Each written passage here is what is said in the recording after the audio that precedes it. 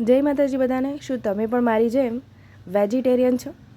તો ઘણી બધી એવી વસ્તુ છે જે વેજીટેરિયન લોકો ભૂલથી ખાઈ રહ્યા છે, અજાણતા ખાઈ રહ્યા છે।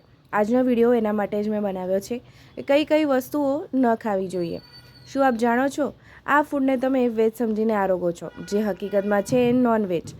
તમે શાકાહારી છો તો આ માહિતી તમારા માટે મહત્ત્વપૂર્ણ છે, કારણ કે બની શકે છે કે આપ જ વસ્તુઓને વેજ સમજીને જે ખાઈ રહ્યા છો, બહુ લિચ્ચતથી ખાઈ રહ્યા છો, એ એકચ્યુઅલીમાં વેજ છે જ નહીં, નોનવેજ છે।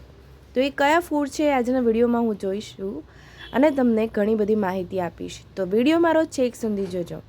શું આપ શાકાહારી છો? મારી જેમ જ છો ને?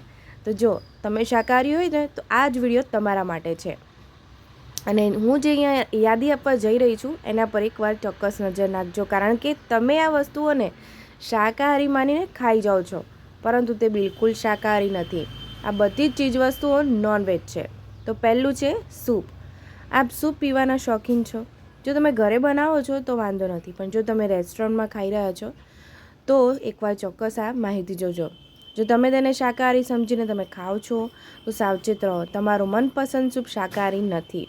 રેસ્ટોરન્ટમાં તેને બનાવવા માટે ઉપયોગમાં લેવાતા સોસેજ માછલીમાં મળતા ઉત્પાદનોમાંથી બનાવવામાં આવે છે। હા મિત્રો, તમે સાચું સાંભળ્યું, માછલી એટલે કે એ નોનવેજ થઈ ગયું, અને એમાંથી બનાવતા આવશે સોસેજ, જે તમારા સૂપમાં બનાવવામાં આવે છે, એટલે એ વસ્તુ નોનવેજ થઈ ગઈ અને આપણે એને વેજ સમજીને આરોગતા હોઈએ છીએ। તો હવેથી રેસ્ટોરન્ટમાં સૂપનો ઓર્ડર આપતા પહેલાં વેટરને સ્પષ્ટપણે આ બાબત પૂછજો કે એમાં શું શું કયા સોસેજનો ઉપયોગ થયો છે। બીજું છે તેલ। ઓમેગા 3 ફેટી એસિડ ધરાવતા તેલ વાસ્તવમાં શાકાહારી નથી। કેટલાક તેલ કે જેમાં વિટામિન ડી હોવાનો દાવો કરવામાં આવે છે, તેમાં લિનોલિન જોવા મળે છે, જે ઘેટામાંથી બનાવવામાં આવે છે। હા મિત્રો, નેક્સ્ટ ટાઈમ જ્યારે પણ તમે તેલ ખરીદો ત્યારે ચોક્કસ આ માહિતી મેળવજો, જેથી તમે પણ સારી રીતે ખાઈ શકો અને તેલ તમે જે વાપરો છો એ વેજીટેરિયન ખાઈ શકો। ત્રીજું છે વ્હાઇટ સુગર। વ્હાઇટ સુગરને સાફ કરવા માટેની પ્રક્રિયામાં કુદરતી કાર્બનનો ઉપયોગ થાય છે। શું તમે જાણો છો કે કુદરતી કાર્બન કેવી રીતે તૈયાર થાય છે? આ કાર્બન જાનવરોના હાડકામાંથી બને છે। તેથી જો તમે શાકાહારી છો તો ભૂલથી પણ વ્હાઇટ સુગર ન લેશો। અને આમ પણ વ્હાઇટ સુગર આપણા શરીર માટે બિલકુલ નુકસાનકારક છે, એટલે એ તો ન જ લેવી જોઈએ। એના બદલે તમે ગોળનો ઉપયોગ કરી શકો છો, દેશી ગોળનો ઉપયોગ કરી શકો છો। ચોથું છે બિયર।